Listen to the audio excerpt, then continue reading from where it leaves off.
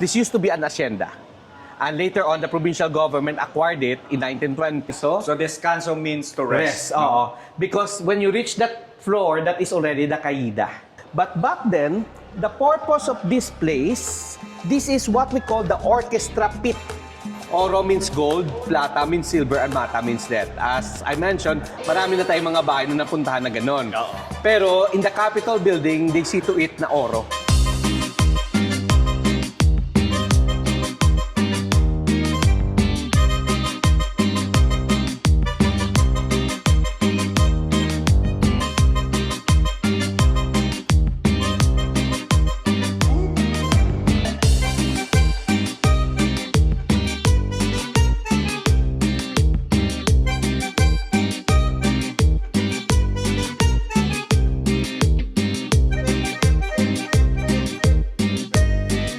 Okay, magandang araw sa inyo mga ka-YouTubero and nagbabalik na naman tayo dito sa Bacolod City. And kasama natin ang nag-iisang Raymond Alunan para ibahagi sa atin ang kwento ng Capitol Building. Hello, Sir Raymond. Hi po, good afternoon. Welcome to the provincial capital of Negros Occidental. Nice to see you again, sir. Yeah, see you also. Nice to Ayun, see so you tell po. us about the Capitol Building, sir. Okay, ang Kapitolyong ito no, ng Negros Occidental, tinayo siya between 1927 to 1933. The architect was Juan Arellano, and for almost, let's say, mga almost 5 years ang ginagawa yung Kapitolyo na ito. Tinayo po siya dito sa lupa ng mga Gonzaga at Guanzon family. Tapos, this used to be an hacienda. And later on, the provincial government acquired it in 1920s, and they plan it na gawin tong Kapitolyo. And back then, when the Kapitolyo was built here, ng Negros Occidental, this is the outskirt of Bacolod. Because for them, para na sila po, exit na sila doon sa magulong downtown Bacolod doon. So yun ang nangyari, bakit andito yung Kapitolyo. This Capitol building cost for around 1.5 million pesos nung tinayo siya. So ganyan ka mura noon. Grabe. Ngayon, pag tinignan, for us right now, it's very mura. Pero that time is a big amount of money. But you see, this is a Capitol building na walang hollow blocks. These are all buhos, reinforced cement siya. Yung pagkatayo ng building na ito. So, with the 6 iconic pillars in front of the Capitol, na noon is just only as a part of the aesthetic of the Capitol. But right now, the 6 pillars also represents our 6th district of the province of Negros Occidental. So, ito yung opisina ng gobernador ng Negros Occidental, yung Kapitolyo na ito. Ginawa ito ni Juan Arellano. He see to it na it's not only the structure, there should be a green space. So, there's the green space in front, that's the park, the Lagoon Park, but it's not only totally green. Meron pa siyang water element. That's why there's a man-made lagoon at the park. Kung hindi lang nagka-World War II, there's a nice garden pa at the back facing the boulevard, and that is the sunken garden of the Capitol sana. Pero it so happened, the World War II happened, hindi na nangyari yung sunken garden sa likod. Ngayon, it's already a mall at the back of the Capitol. Ayala Mall na. Ayala Mall na siya. Sige po, Ayun. akit po tayo. Okay tayo, sir. So, lahat ng mga steps po ng Kapitolyo dito ends up on the oro, meaning gold. So, because usually we have our beliefs, no? We have the oro, plata, and mata. Oro means gold, plata means silver, and mata means lead. As I mentioned, marami na tayong mga bahay na napuntahan na ganun. Oo. Pero in the Capitol building, they see to it na oro. So, oro lahat yung steps. Oro lahat. So, all the way dun sa may second floor ng Kapitolyo or dun sa Social Hall or the Salon de Baile, that is also oro, nag-e-end. So, ang checkered naman po, this checkered represents the red and the black. So, it's also a balance of the governance of the province of Negros Occidental. The doors are facing to the east because in our Philippine context, especially in the Visayan context, we have our beliefs in the sunrise and the sunset. Kailangan yung bahay daw, yung main door mo nakaharap sa sunrise, Sunrise, yes. for good luck. At saka yung bintana mo sa likod is facing to the sunset. So, that is the east, and behind me, that window, that is where the west is. I will show you some of the portraits or the portraits of the governors of Negros Occidental. Sige po. Dito po. First time nating may feature ang Capitol Building. So, Sino ang naging governor ng probinsya ng Negros Occidental? Oo. Bago tinayo ang Kapitolyong ito, they used to be at the office of the governor or the Luzuriaga Mansion. That is the one in downtown Bacolod. So, ang unang gobernador dito, yan, the Severinos, there's the Ruiz de Luzuriaga, there is Leandro Locsin y de la Rama. He is the grandfather of our national artist who is responsible of the CCP. PICC, NAIA, Hotel Intercon noon sa Makati, and the Palace of Brunei. Leandro Locsin. Lindy Locsin, yeah. Yes. And even the Chapel of Greenbelt. The chapel in UP, and also the St. James Chapel dun sa may Makati, dun na area. Tapos niyan, there's Jaime. This is the Lopez, who is also related to the ABS-CBN na Lopez. There's Mariano Yulo, the house that you visited way back, the Yulos Park. There's the Hilado, the Montilla. There is Locsin, Agustin Ramos, and Isaac Lacson. They are the three governor who project for this Capitol building. They are the one who push for this Capitol building nung tinayo itong Kapitolyo na ito noong 1927. Natapos ito nung time ni Isaac Lacson. There's Severino, there's Gaston, the father of one of the world-renowned mezzo-soprano, Conchita Gaston. There's Gatuslao Torres, Lizares, anak ni Tanadikang. Oo nga, no? Yung sa balay ni Tanadikang. So, Gustilo, Montelibano, Pura, Coscolhuela. That man or that governor, he is the father of that lady standing beside the Carabao at the Lagoon. Mamaya, we will go there. Yung babae na yun po, do you know that there's a copy of that? That in Bureau of Animal Industry sa may Quezon City. I think in the East Avenue area, sa DA na compound, andun yung kopya ng babae at ang kalabaw na yan. Tapos, there is Gatuslao, Fuentes, there is the rest of the governors, there's Montelibano, and our present governor right now is Governor Eugenio Jose Lacson. Governors, kung incumbent ka, hindi pa pwede ilagay dito. Once your office, tapos ka na sa office mo, or tapos na yung term mo as a governor, that's the only the time that you can add already your portrait here in the Governor's Gallery. Akyat po tayo sa ibabaw, sa sige, social sir. hall. Okay po. Ang later this afternoon, si Sir Romel will bring you to the house of Gloria Esteban. Pero later, you will notice, this kind of grills, meron itong kopya doon sa bahay niya. Because Isa lang yung gumawa. ang nangyari, because she became the first vice governor na babae ng Negros, okay. she wants something na pareho sa Kapitolyo in her house. That's why nagpa-replicate dito siya. I see. Ano bang symbolization? This is a sign of bounty. A sign of bounty. You will notice, there is this flower vase. Tapos lahat lumalabas, Parang I see. fountain siya. And all circles. It's a symbol of bounty. It's a sign of infinity. Pwede naman yung gawin na bulaklak na katulad dito. Pero you will notice, yung bulaklak andito siya sa ilalim. It's part of the branch niya, no? Or Yes. whatever the handle. But you will notice, ito siya. It will go straight doon. Parang fountain siyang palabas lahat. Even this, and it ends up na may mga bilog. It's a sign of bounty and good luck. Pero sir, question lang. Etong ano na to, railings na to, hindi to welding, no? O Yes welding po, na to? these are all rivets. Okay. Oo, That's and a- this is made in other country, in-import dito. Might be. Hindi dito ginawa, Hindi siya tama? binawa sa Pilipinas.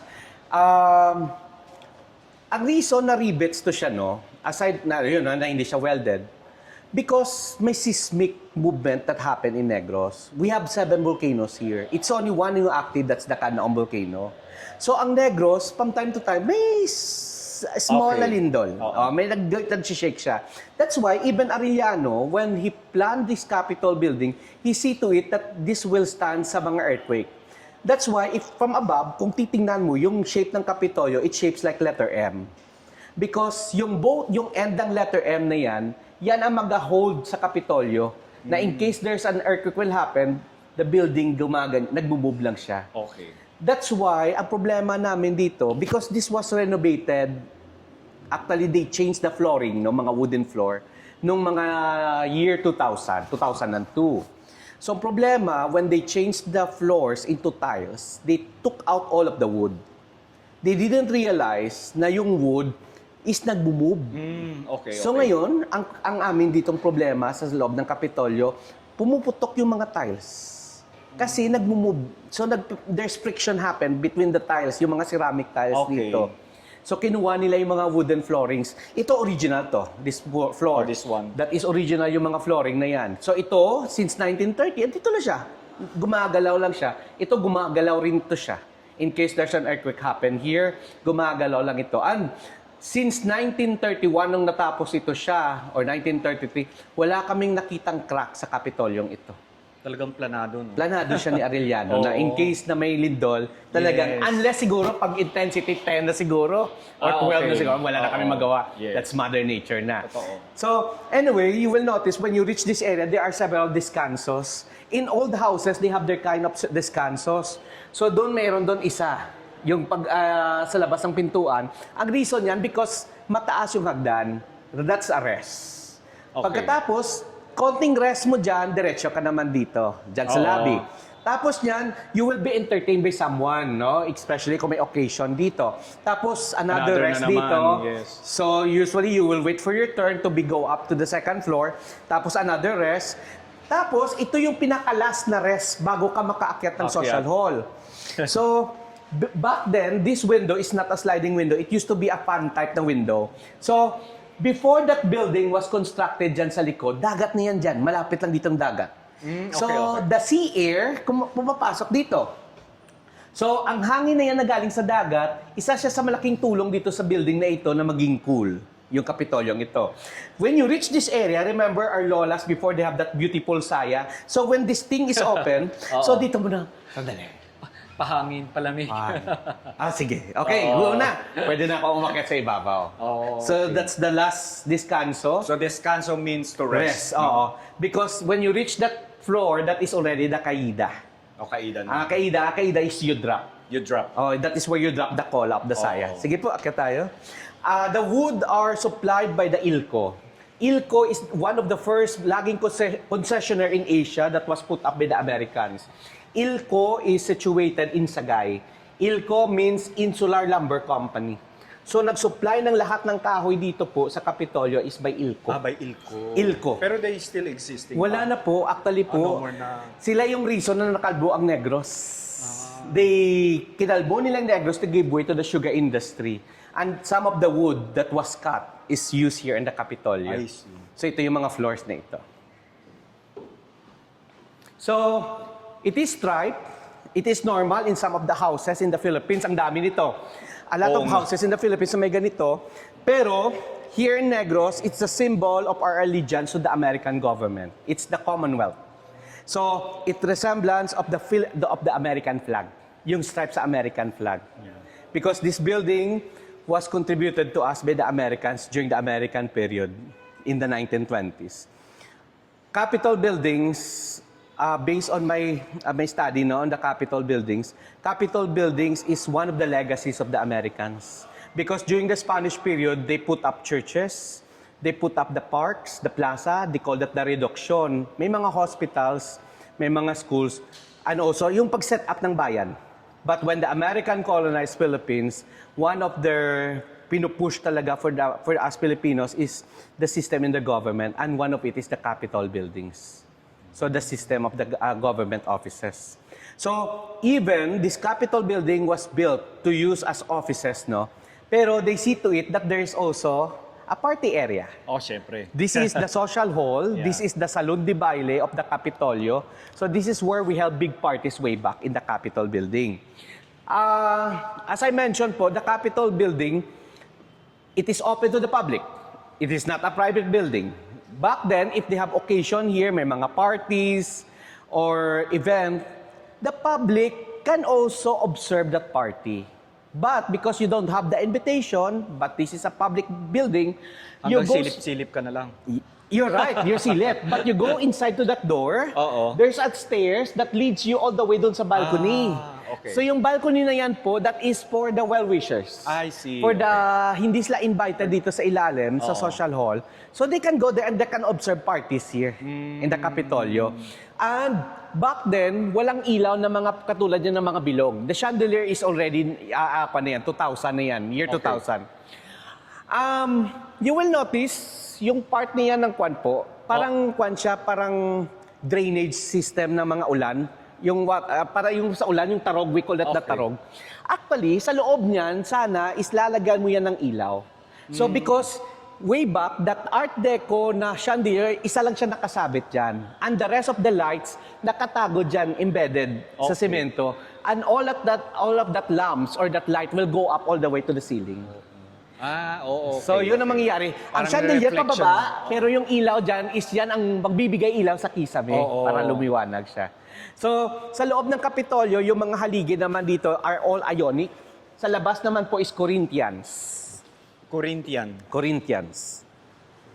Ito siya. Yan ba ang tawag sa design na yan? Na Corinthians. We call that na Corinthians. Actually, that is fern. They call that also acanthus. Acanthus is also served as protection. It's also served as the protection of the Capitol building. Because in Latin America, acanthus is to preserve a food, to cover a food. Yes. So that's acanthus. Pero sa ibabaw, you will notice there's an everlasting flame. As long that this government still exists, the Capitol exists, it will serve the province of Negros Occidental. Everlasting. Everlasting. Oh, that's why may everlasting flame siya sa ibabaw. Kaya... Oh, yan, may flame siya. Oo nga. On the top. So ito naman po, that is the acanthus to protect and to preserve. And from here, way back, no, before that building was constructed, if the sky is clear, we can see all of the mountains of Negros Occidental. Oo. The Mandalagan, the Silay, the Canlandog, and even here on the right is the Canlaon Volcano. matatanaw natin kaya Noon, ngayon is cloudy. Oo. Hindi siya makikita. Okay. Pero yung Canlaon is somewhere there on the right side. Behind that building niyan po. So that water naman po, the water element, is also to balance the symmetry of the Capitol building, the cement na aesthetic, ano na structure, and also the water element of the lagoon part. Sige. So sir, from- Yes po. yung structure ng building is may ano siya, no, Art Deco style, no? Yes, may No? mga parts siya ng May Art part, Deco, yes, ang may Kapitolyo na ito.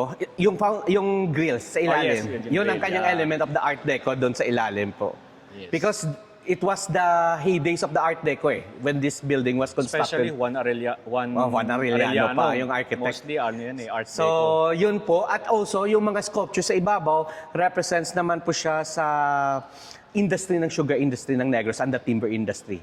Baba naman tayo. Ay, prior to that, that balcony over there, Oh, ngayon this one? po, ngayon Oh, po, nandiyan na talaga yan before, sir? yes, way back since 1930s. Ngayon po, this is our ampli area. Andito yung mga amplifier, mga speakers. Dito namin kinikip passion dito. Oo. But back then, the purpose of this place, this is what we call the orchestra pit. Orchestra pit, Oh, okay. yung orchestra used to be here. Imagine niyo if you have party here in the Capitolio, the orchestra will play here. So dito yung mga big bands. Oo nga. Yung mga pre-war na mga banda, yung nakikita lang natin sa mga movie, dito yan sa Dito lugar yan. na ito. Habang tumutugtog yung banda dito sila nagpa-party. Nagsasayawan sila. Nagsasayawan dito sa Kapitolyo Oo. nito. That's the happy side because there's also the sad side of this Kapitolyo because all of the wakes of all government official who pass away na, dito rin siya hiniheld. Yung mga wake ng patay, Opo. like mga governors, mga past governors, dito po yung wake ng governor din. And also, during the World War II, the Japanese Imperial Army occupied this building also. But we're lucky enough that Na hindi hindi nila na sinira. binomba o sinunog yung Oo. Kapitolyong ito. Oo. Pero, when this Capitolyo was restored in the early 2000, somewhere there on the ground floor, on the basement of the Capitolyo, meron diyang butas way back. That is part of the tunnel, escape tunnel of the Japanese in case that this building will be destroyed, no, or it will be bombed. Meron siyang tunnel that will go all the way dun sa may shoreline, dun sa likod ng Kapitolyo. Sa likod ng building ng mall na yan po, Oo. dagat na yan, that is their escape route. That is, dyan sila tatakbo. But Pero wala it's- na. Wala na because when that mall was constructed, Okay. actually when that mall was constructed at the back, meron pang may part pa ng tunnel. Tunnel, okay. So we don't talk kung anong ginawa nila sa Okay. tunnel. Basta sabi nila, sobra naman to, hindi naman to culvert, yung tamburong. Oo. Kasi bakit dyan lang? Bakit hindi dito balanse? So sabi namin may somewhere that may tunnel yan and that is the part of the tunnel of the Capitol, escape route during the World War II. And when this building was opened in 1931, meron ng kuryente. Meron Oh, may time kuryente yun. na. Ang nagso-supply ng power niya nito is a genset. It's a huge genset na sabi nila daw pag pinaandar mo yan, akala mo may pumutok na bomba. Kasi sa sobrang ingay. Oh, ang ingay niya, kaya ang building doon, andun malayo. Okay. Andun sa likod ng Kapitolyo. So yung nagso-supply sa Kapitolyong ito, noong 1930s, may kuryente na ito. They need to have that genset because outskirt ito way back sa Bacolod City, sa downtown. But right now, this is just a 10 minutes walk all the way to the downtown Bacolod. 10 minutes, lakarin mo, andun ka na sa downtown Andun ka na. Bacolod. Oo, noon Ngayon, po, hindi for na. them, nalayo. Daming pa ikot-ikot. Yes, sige, punta tayo doon sa Calabao. Ngayong hapon. Parang kapareho ito ng structure. Ng ano yung po? sa Manila, sa Loton. Kasi Post Juan office. Arellano rin yun eh, di ba? Philippine Post, yung Post Office? Oh, yeah, the Post Oh, Office. the Post Yeah, Office. oo nga pala. Ay, maganda yung Post Office. Oh, di ba Juan Arellano din yun? Yeah. Yeah. Pero yun lang, nasunog during the war. Oo nga. During the war, nasunog siya. Lately, nasunog siya ulit. Sayang. Pero yeah, the same. Same architect. Ang Metropolitan Theater is also Arellano din eh. Yes. Poste na yan. Okay. Poste po ito noon sa downtown ng Bacolod, sa plaza. Nung nag-renovate yung plaza ng Bacolod, this is one of the renovations that happened in the plaza of Bacolod. Nung nag-renovate yung Bacolod Public Plaza in the late 1990s, ang nangyari, kinuha nila yung mga lumang poste. Oh.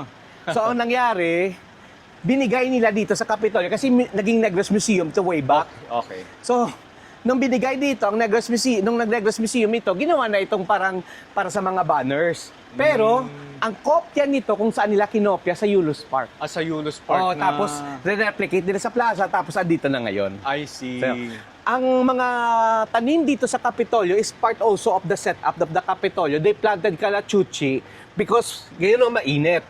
Pag may wind coming into the Kapitolyo, that's the natural scent ng Kapitolyo. That is the organic scent of the Kapitolyo na meron siyang air freshener. Pero parang wala akong maamoy, sir. Kasi walang hangin na papapunta dito. At saka Okay. usually in the morning siya. Sa naamoy. morning, okay. Paghapon hindi na masyado. Ayan o. Hindi ko maamoy. May sipon ako. Meron ka? Meron na. Ayun, naamoy ko na. Okay. May matapang na amoy siya. Kalachuchi. Pero minsan yung mga taga sa amin, mga kasama nun sa office, na-associate siya minsan. Parang kala nila may white lady dumadaan. Oo. Kasi for us here in the Philippines, no, the calachuchi tree is planted in the cemetery. Oo nga. Back then, it's part of our, part siya ng mga ilang-ilang, na mga tanim, rosal, sa mga traditional or sa mga old ancestral houses, they plant those kind of trees. Oo nga. Except talisay. Bakit? Because, especially us here in Visayas, yung aming understanding with the talisay tree, that is the tree na kung saan naglalanding yung mga aswang.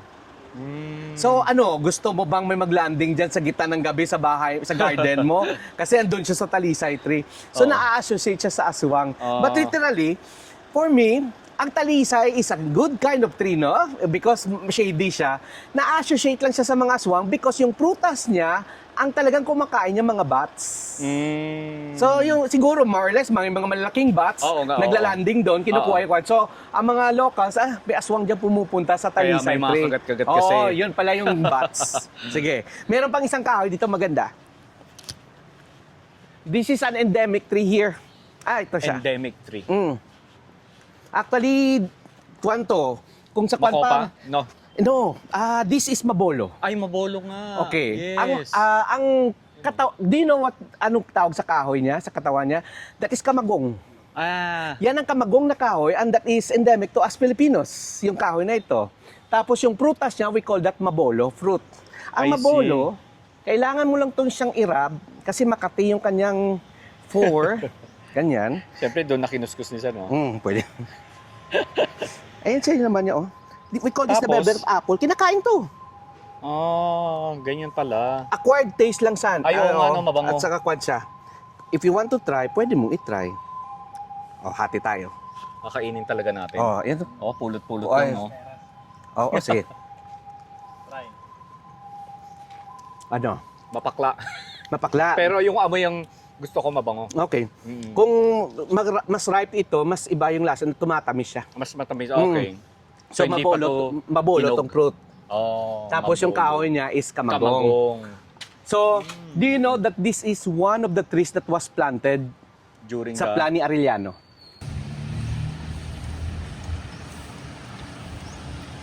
Di bang init na? 2:00 na ng hapon pero grabing init. Doon tayo sa Remo. Diba? Talagang binigyan tayo ng time ni Sir Raymond. Kahit super busy na siya. Oo nga. Oy, may Cafe Tolio. Because here in the capital, no, meron kami ditong free tour na ginagawa. For free, for Oo. everyone. Basta you need to inform us ahead of time in the office, in the Provincial Tourism Office. Me or either si Sir Romel, kasama natin. Mamaya kasama nyo rin yan sa tour. At saka the rest of the staff of the tourism office, if you want to learn More about appreciate the story of the Capitol building, and the yeah. Lagoon Park, we conduct free tours by appointment. Basta you just inform us ahead of time. Okay. Sige. So, this sculpture here, number one, the question is, marami nagtatanong bakit hindi siya na-paint, bakit hindi siya na-restore? Because there is a plan na talaga for the restoration para ma-clear natin siya. There is a certain group in Manila, soon they will come here to Bacolod to restore this. That group that restore yung mga work ni Ricardo Francesco Monti. Sino si Monti? Si Monti, siya yung partner sa mga construction ni Arellano. Kung si Arellano Capitolio, yung mga embellishment like yung mga sculptures, si Monti yung kasama niya. Si Monti ang gumawa rin ng mga statues sa ibabaw ng UST. Yung mga sculptures sa labas ng Metropolitan Theater. Even si Saintsco, Manila. And also yung sculpture naman po, yung bas-relief ng Our Lady of Manawa, Our Lady of Rosary sa Quezon City, sa Santo Domingo Church. So, ang gumawa ng sculpture dito sa likod ko is also si Monti. Okay. Ricardo Francesco Monti, he came from Cremona, Italy. Pagkatapos, dumating siya dito sa Pilipinas and he's famous for that Art Deco na mga sculptures. And one of his works is here in Negros. That Lady and the Buffalo. The Lady and the Buffalo symbolize of the grand juice of the sugar industry of Negros. That's why you will notice this parang tubo na ito. Oo nga no. Oh, this is the sugar There. cane. Oo So, nga. naputol yung kamay niya, so that will be part of the restoration soon, pag Oo nga, nag-restore na naputol. siya. Oh, So, ito sugar cane ito. yeah, that's sugar cane. Tapos, yung right hand niya, she's pointing on her right na parang nakaganon. Oo. Because whatever she want, whatever she need, whatever she likes, nakukuha niya. Because, remember, we are the sugar bowl of the Philippines. Yes. Oh. So, the Negrenses back then is spoiled by this sugar industry. This is, I'm talking the 1930s, prior to the World War II. This lady standing beside the Carabao was attributed to Adelaida Coscolluela. She won as Miss Mindanao in the Manila Carnival and Exposition when Conchita Sunico was the Miss Philippines or won the Miss Philippines in the Manila Carnival. So she was chosen as the model beside the Carabao, and this sculpture is not made in Negros. It was not made in Bacolod. It was only puzzled in Bacolod. It was made in Manila. Okay. Paano? Paano nga? Okay. Based on the linear na mga weak part niya, ito. Oo. Soon, pag nag-restore din, hindi na ito makikita. Ayan, may line, oh. Diretso siya. Oo. Okay.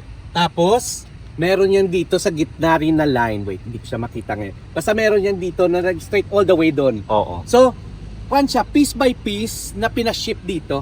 I see. Okay. Because, bakit madali lang nila i-ship? Hindi to solid. Kung bubuksan nyo ito pong semento, this is hollow.